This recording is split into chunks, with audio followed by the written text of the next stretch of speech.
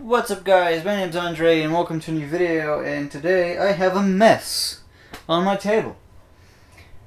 And, well, I wanted to make this video to test some other things because I have acquired myself some other more interesting things. Where the hell is my watch?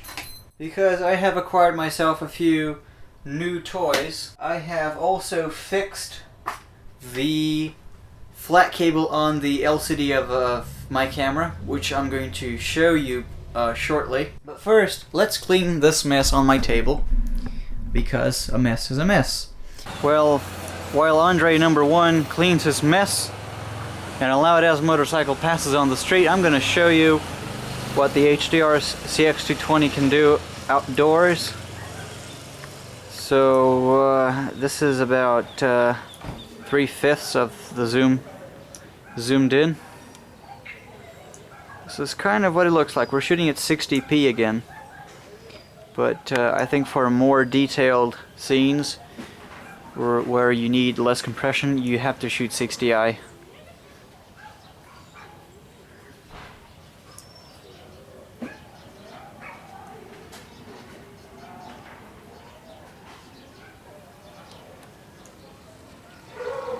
Okay, at last, meet the camera. So this, again, this is a Sony Hdr Cx 220.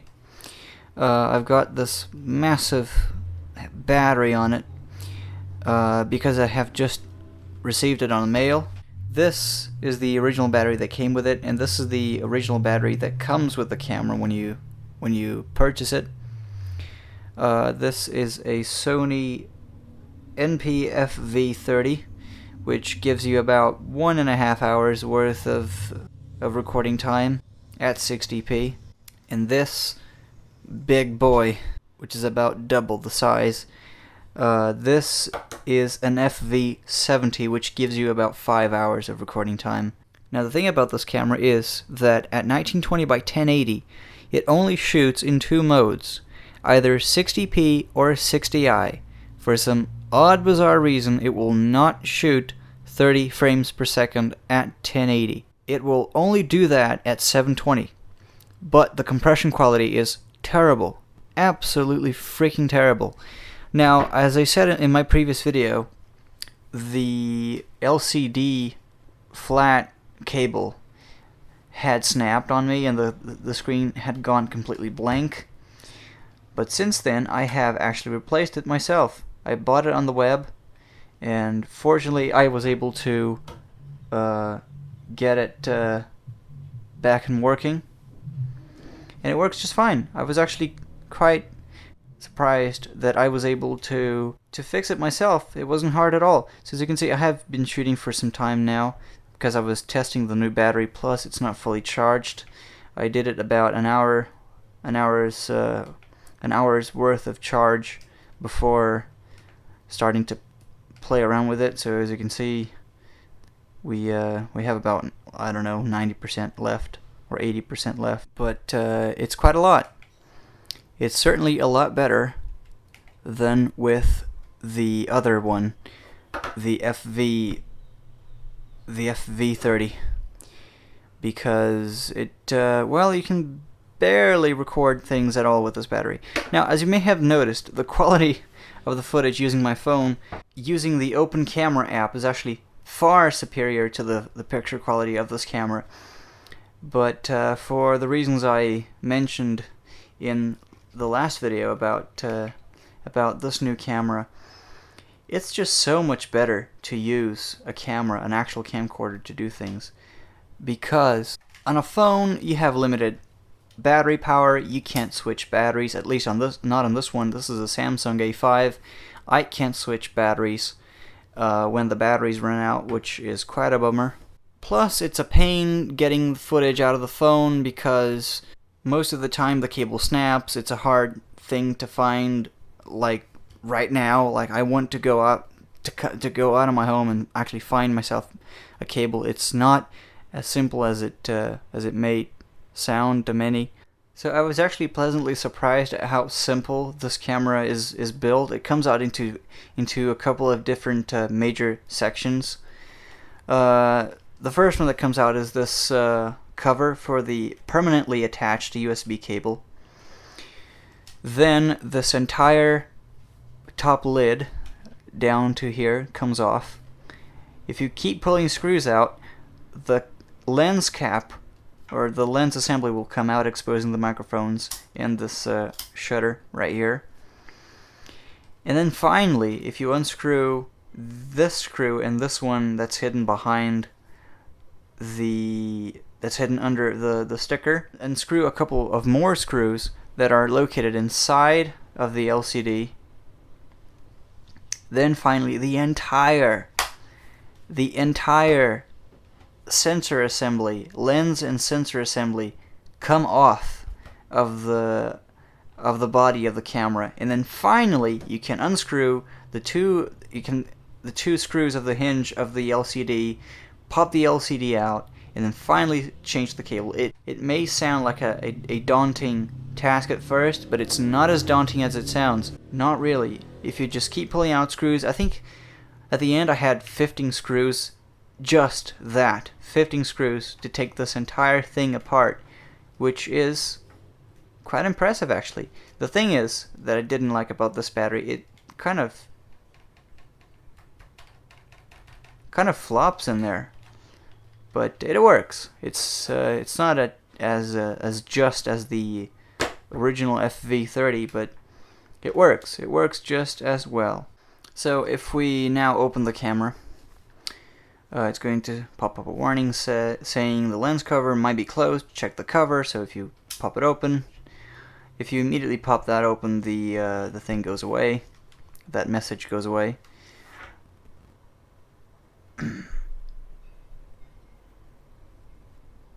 So here, now you can see what the camera sees. If we go into the menu, image quality size, you can see that the frame rate is set to 60p, and 60i and 60p are the only two modes that it will shoot. At 60p, you only have the option to shoot at 28 megabits a second.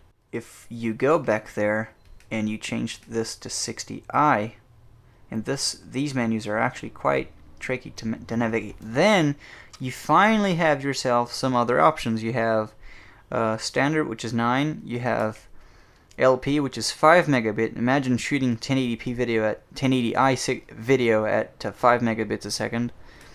You have 17, and you have 24, which is the highest quality that it will shoot. Now, personally, things I have noticed in in back-to-back comparisons are that the 60i mode offers less compression artifacts than the 60p mode, which makes sense because we are only sending 30 frames per second. We are only encoding 30 frames per second, but in between those 30 we have 60 half frames. Kind of makes sense. So even though 60p actually has higher bitrate of 28 megabits a second versus 24, 60i actually offers less compression artifacts for some bizarre reason. Now I can finally flip the screen and it works just fine. One thing I'm not going to do anymore is to keep flipping it this way. Now you can kind of see that I'm shooting with my phone, and that I'm using the Zoom H1 as a microphone. You can see me. You can see that I'm using this L bracket to support the microphone and the phone. This is something that I'm using with the Sony as well. But doing this, flipping it this way all the time, will break the cable. It's something that I did 3 times before I broke mine. So I am avoiding as much as I can, if I ever do it, because of this small issue. Okay, so we're back recording. Oh, that was quite long-winded. So we're back shooting with the HDR, and here is the computer that I was talking about. This is a Pentium II 400 with 128 megs of RAM. I have since removed the original 3.2 gigabyte hard drive because it was a bit corrupt. And actually I am quite pleased with the results I've got out of this computer. So I'm actually quite pleased with the results I've got off of this computer, because the 3DFX Voodoo 3 2000 that's in here actually does quite a fair justice to the Pentium II. I almost said Pentium 3 right there because I'm so used to Pentium 3s. So the only thing I could not get working at all on this computer, this is using Windows 98 SE, by the way. I could not get internet working. And the reason why I wanted internet is because I wanted to access my FTP server from this, which would make my life a whole lot easier. So I'm going to go ahead and I'm going to turn on my TV monitor right here. And then, bam! And we've got the 3DFX post screen right there. So now you will believe me, this is a Pentium II 400. And from now I'm going to actually set the exposure manually because we're going to be shooting a screen and this camera does not like shooting screens at all. Yes, this is Windows 98 in Portuguese. We've got sound as well. We've got a Sound Blaster 16.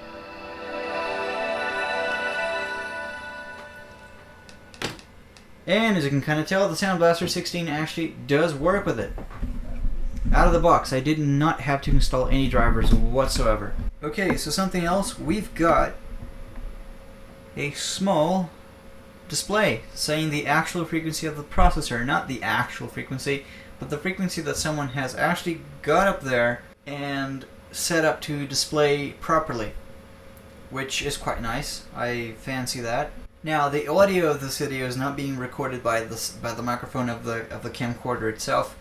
It's still being recorded by the Zoom H1 because I actually do prefer the sound of the Zoom H1 even on top of this camera. I mean, it's a lot better, right? It has to be better because it is a microphone. It's a pure microphone that I bought. So actually what I'm going to do is I'm going to give you a preview of the system as it is inside because I haven't taken this apart too much. I haven't changed anything at all in here apart from the RAM. When I got it, it had 64 megabytes of RAM, so I have upgraded it to 128, which was quite a welcome upgrade because 64 megabytes of RAM are just 64 megabytes too little to my taste. So I'm going to remove these screws. I actually did some amount of cable management on the system because it was just gross inside in terms of cable management. I have no idea why, but since I've rebuilt my computer, I actually started to care more about cable management. So we're going to pull the cover out. Yes, this is an old AT system, even though the motherboard is actually ATX compatible. Go figure. Okay, so now you can kind of see what we've got inside of this computer. And yes, that fan is falling off. It actually did fall off. I'm amazed it didn't scream. By rubbing its fins on something, its blades. But this is a Pentium 3 fan, which I'm going to unplug. Just for now. So, again, this is a Pentium II 400 with MMX instructions, which is something. We've got now a 20 gigabyte hard drive, but we only have a 5 gigabyte partition because Partition Magic warned me that anything bigger than I don't know how many gigs was possibly not bootable. So I figured, well, let's do things right this time, and then I decided to limit the partition to 5 gigabytes because that's the value that it said it was bootable, and I thought it was a good size.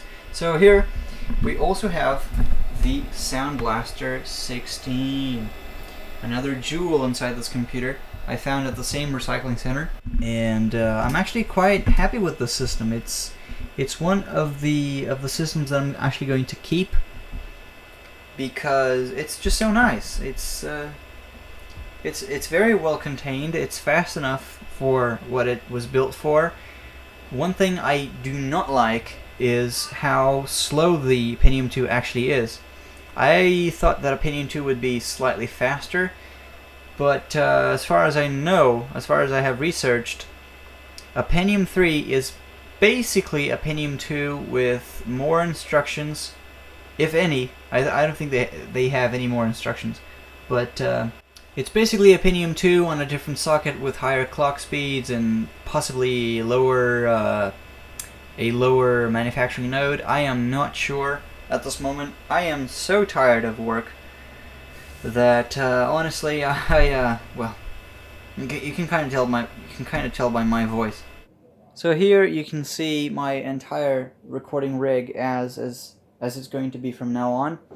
On the top I have a Zoom H1 for audio, and on the bottom, of course, the Sony Hdr Cx 220, which just turned off. So I'm gonna be very gentle. I'm going to be as gentle as I can with this camera because I want this flat cable to last as long as possible. And I hope that this will provide me with great flexibility on what I'm going to be using it for, which is not going to be specifically YouTube videos. I'm going to produce some other types of content with using this rig. You can kind of tell that I have some janky ass screws holding things together because I bought this double L support thing, base thingy, but the seller forgot to include the screws that came with it to actually make it work. I have no idea what he was thinking, and he keeps saying that he sent the fucking screws, that they are in the box, that the thing came in, but I am not stupid. There is absolutely fucking nothing in this box, and the only thing that came are these two metal L's, which I'm going to give him credit. This is actually quite well machined or built or whatever the hell it is. It's actually very solid. I was actually impressed. It's very, very solid. In fact, if I were to place this camera on the inside thread, which is something that I actually tried doing, but it's not as easy as it sounds, I would actually offer the camera some protection to the LCD screen, because in the case of a crash or a fall, the display would not be the first thing to touch ground. But I'm asking far too much off of this rig by this point. But I am really, really happy with how it turned out. As you can see, we have a 2-minute timer for it to shut off. But anyway, I really do hope you guys enjoyed this video. This is just showing my new setup and the Pentium II computer that I got at a recycling center. Again, you can tell that the picture quality using my phone is a lot better than using this camera, but again, this camera is just so more practical to use. I want my life to be easy. I have already enough difficulties in life, so I don't want to suffer with iPhones that keep blowing their batteries.